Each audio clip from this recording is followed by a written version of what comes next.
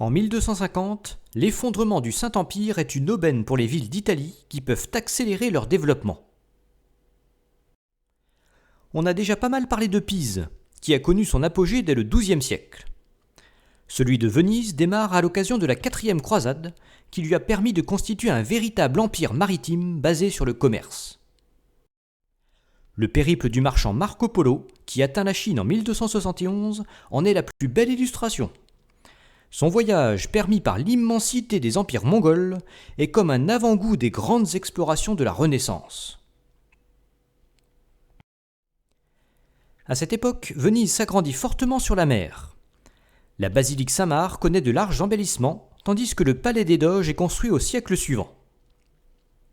Pise et Venise sont toutefois confrontés à une nouvelle rivale aux dents longues, la République de Gênes. Celle-ci révèle sa puissance en 1284 à l'occasion d'une victoire navale contre Pise qui anéantit définitivement sa puissance. Gênes récupère la Corse et en profite pour étendre son emprise jusqu'en Sardaigne. Mais cette politique agressive n'est pas du goût du pape, et c'est finalement le roi d'Aragon qui récupère la Sardaigne en 1320.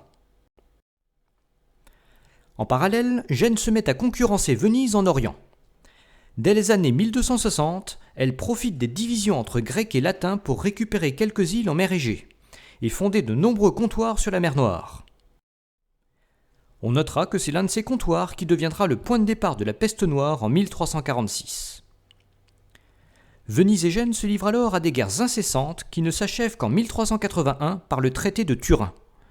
Finalement, ces deux puissances sortent affaiblies de ces conflits.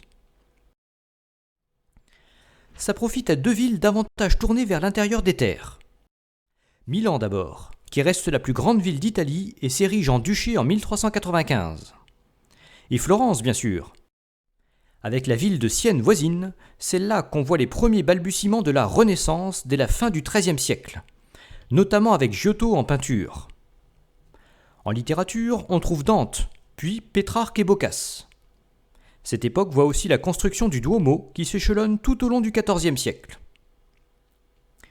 Poursuivons maintenant plus au sud, c'est là qu'on arrive à Rome. Cette ville connaît alors une période de turbulence. Déménagement du pape à Avignon en 1309, puis grand schisme d'Occident en 1378. Ce n'est qu'en 1418 qu'elle s'impose de nouveau comme l'unique siège de la papauté. Finalement, ces troubles contribuent à retarder son épanouissement artistique, qui finira par exploser à la fin du XVe siècle.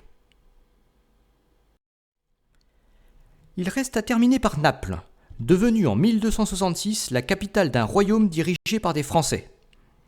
Cette dynastie angevine va connaître un destin exceptionnel. En effet, en 1290, le roi de Hongrie meurt sans héritier, ce qui met fin à la dynastie Arpade qui régnait depuis les origines il y a 3 siècles. Après une période de chaos féodal, c'est un petit-fils de Charles II d'Anjou qui récupère le trône avec l'appui du pape. Le roi de Hongrie devient même temporairement roi de Pologne en 1370, à l'occasion de la transition entre les dynasties Piast et Jagellon.